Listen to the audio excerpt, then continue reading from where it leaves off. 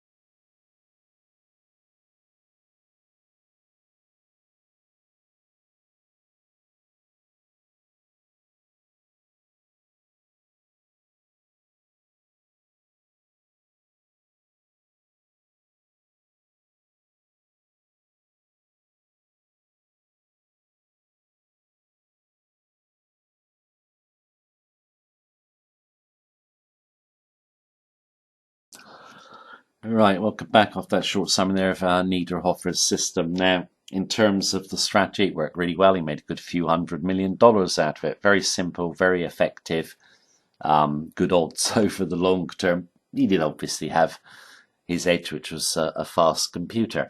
Now, today, computers are way faster.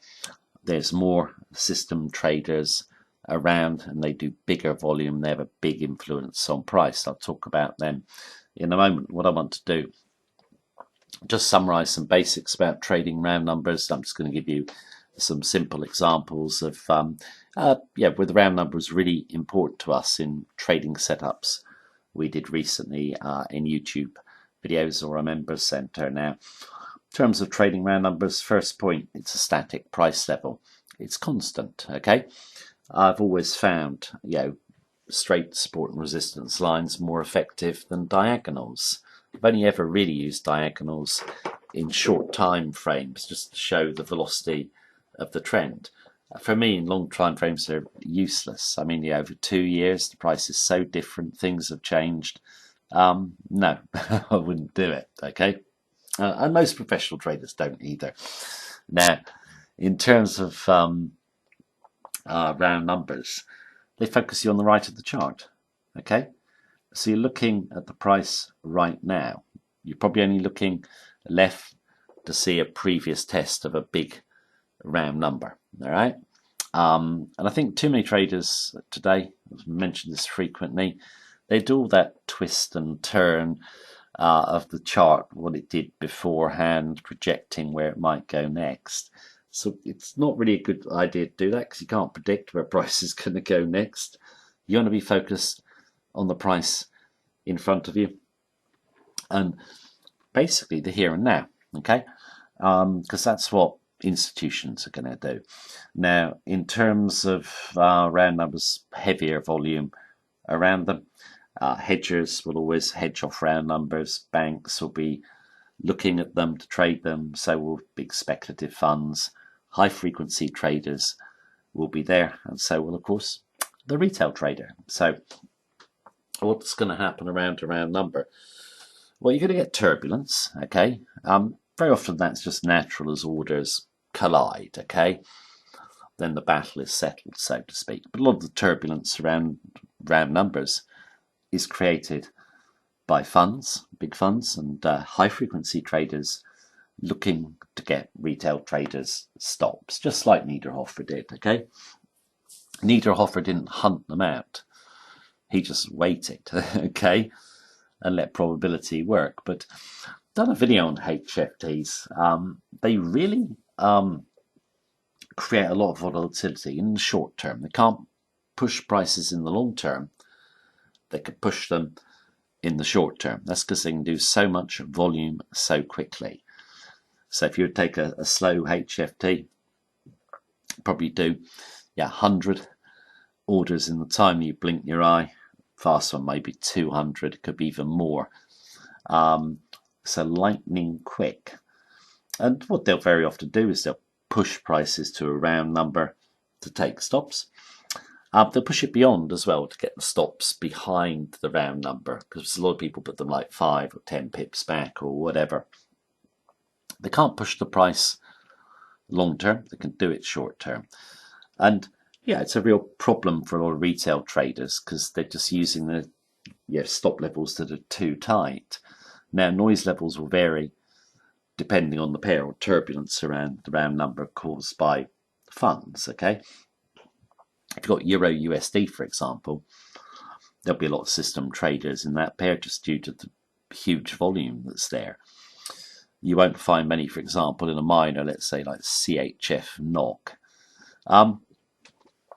So it varies, but in the majors, normally a good bit of noise around the round numbers. And if you've got a story where, let's say the majority of retail traders are bullish, and they read a story in the media that, if it breaks a certain level, a certain round number, it's definitely going to X level. That's what funds and HFTs will be interested in, because very often what they'll do is they'll try and push it through the level, bring in the final wave of retail traders, so there's too many long, then sell against and try and push it back. Okay. Now, in terms of what I'm saying here, it's really just for interest. You do your own research. I've read plenty of papers, books, and so forth. There's definitely an influence by these funds. Okay, but they don't need to worry you. You just need to stay outside of the turbulence. So, for example, if you're placing a stop, this is just a general rule of thumb. Don't place it within 30 pips of a round number, a stop, or going to come into a trade 30 pips the other side. I normally use 30, but sometimes it may be even more room that I will give it. It just depends. If there's no speculative interest really in it, I might not give it 30, I might give it less, okay? Just general rule of thumb, sorry. Trading round numbers, how do you do it? You use just pure price action with a defining candle. I like to use volatility and sentiment. Other traders like to study the fundamentals, but generally, trading round numbers is just very, very simple. And I'll just give you some examples in a moment. It's simple, but it's effective. And I know many traders who actually make money consistently just trading round numbers. yeah, just a little bit of practice, and you'll soon find it an effective way to trade. Right. Just give a few examples. Four of different setups, just to give you a basic idea of how we do round numbers. Like I said, just research yourself, and you can make it an effective strategy as well. Right, let's go and look at the pretty simple, really. Come up quite strongly, sideways, move up strongly. Big blue candle, wanting to test this level over here. So nice strong rise here. Blue touches, sorry, let me give it that line. Blue touches, just gets through the level, comes back, no more buyers. We want to sell. We won't sell a blue candle. We'll only come off dailies, and in our video we did that through the two bodies. Did have a bit of a red tail above, but half-hearted. Down she comes, hoping she's going to do the same as that. But extremely simple. I've done that really just from price action, rejection at a round number. I did know the sentiment behind the pair, but as a price action trade, I'd do that even if I didn't know the sentiment. Where would you put your stop? Well, I wouldn't put it. I thought there was no orders left, okay, but you never know. I went back behind that tail just in case of one more move up. So very simple trade, but it's working well so far. Actually, we're still in that one. Go to the next one, or an example 2. Let's have a look. This is one we did recently. I think the video I did online was for it was for GBP, NZD, GBP, USD is from our member center, but it's basically the same way of trading. Okay, in terms of both pairs. Nice strong move down. Red immediately hits the round number, and also support here from where we rallied. What made us interested in this one, really interested, was there was a big drop, and then the market just went dead. No order flow at all, no penetration of the round number, so no one's trying to push even through the level. So we just want to come off the round number. Don't use a trend line at all. We'll just come in outside of what we consider to be turbulence, which will be 127.45. Okay, so give it a little bit of room. She's blue, she does come off the highs, hold. Nice move up, a few hundred pips. Okay, that's mostly based again on how the round price action performs into the round number. Now, different round numbers will be more important than others. Okay, you obviously have to filter. I'm just trying to give a few simple examples. This one's a slightly different example.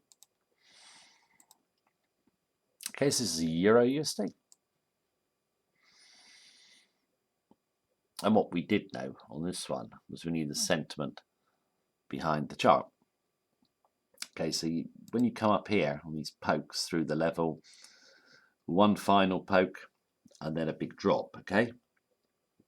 That was when the ECB defined their interest rate policy, and this then becomes a key hedging level, and also a level where a lot of big institutions will want to sell as well. You do come up,